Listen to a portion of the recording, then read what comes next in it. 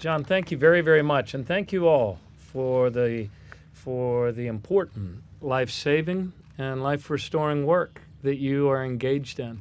Each of you is here for a reason, and each of you is possessed of a tremendous power, and it is the power that emanates from your hearts that understand that in order for us to have a future, we have to appreciate the other living systems upon which our future depends. So I want to thank all of you for making this day possible.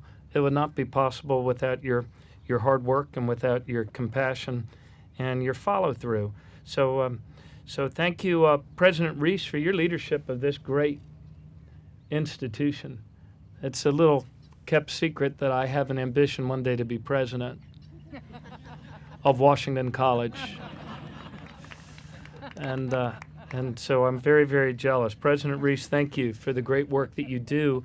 And a little known fact, but really the tremendous work that they do in GIS here at Washington College has formed the basis for huge reductions in violent crime throughout our state. We depend on Washington State and the good work that's done through your university to provide the common platforms that towns and cities throughout our state and counties use in order to save lives and reduce crime.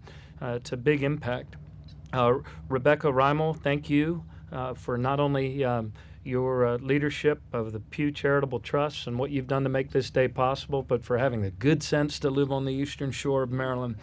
I'm delighted to see so many friends here, Truman and Nellie Siemens, who have been leading this administration forward every single day. Thank you for what you've done to preserve the beauty of this place of ours called Maryland. I also want to recognize the Sultana Foundation and its president, Drew McMullen, for the great work being done on environmental education. You set an example, and I was very pleased to lead the effort statewide in making environmental literacy a requirement for high school graduation. And the reason why I was a little tardy in arriving here today is because I just left Sandy Point State Park, where there must have been 400 young leaders of Maryland. We now have 468 green schools in our state, thanks to the good work that you and other leaders of your generation are doing throughout our state. And it was a mob scene, man.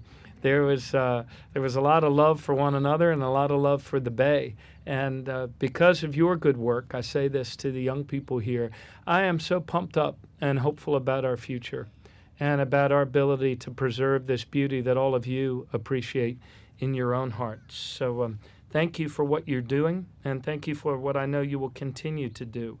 We're very pleased to be able to invest as a people through that common platform of ours called our state, $500,000 to for the upcoming fiscal year towards the cost of this effort. And I want to recognize my good friend Pat Noonan, who is a tremendous Marylander and a great American. As the founder of the Conservation Fund about 30 years ago, Pat has led to the protection of over, get this, 7 million acres of land and water in every one of our 50 states.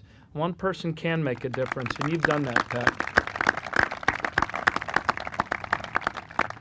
And many of you who are here today have partnered with us on the many, many acres of special lands like the Chino Farms that owned by your own Dr. Sears. He's also the father, Pat is, of the Captain John Smith Historic Water Trail, which was mentioned earlier, and he continues to expand his leadership with the Chesapeake Conservancy. This new observatory is an exciting initiative. I've heard the words as I was listening here. And I'll just put the adjective intelligent in front of them. Intelligent networks, intelligent collaborations, all with the purpose of creating more and better actions, compassionate actions, mindful actions. That's what it's going to take. And technology can be a tremendous help to us in all of this. We have never before had the ability to track and to monitor and to measure the actions that we take as individuals and together as a community of caring people to restore and to protect the other living systems of this precious Chesapeake Bay watershed. And through that data-driven performance, we've led the other 5 states of the Chesapeake Bay watershed, as I see Will Baker nodding. That had never happened before. Many times governors would get together and we'd declare a 40-year hope. And none of us were really, very few of us were around 40 years later to measure whether or not that hope ever came true. But the difference between a dream and a goal, ladies and gentlemen, is a deadline. So now we have 2-year deadlines. We have benchmarks. We know whether or not we're doing more cover crops this year than we were doing last year, whether we're preserving more land or less, whether we're doing more buffers of streams or whether we're doing fewer. And if we can all make those graphs move in the right direction, then Mother Nature and God will kick in. And we will reach that healthy bay tipping point where all of the waters and streams of this Chesapeake Bay region are getting a little healthier every year. It won't happen by itself, but if we take action, Providence will take action too. You know, everything is theoretically impossible until it's done. And one could write a history of science, John Heinlein says, in reverse, by assembling the solemn pronouncements of the highest authority about what could not be done and could never happen. I want to thank all of you for believing that it can be done, for believing that together we can make it happen.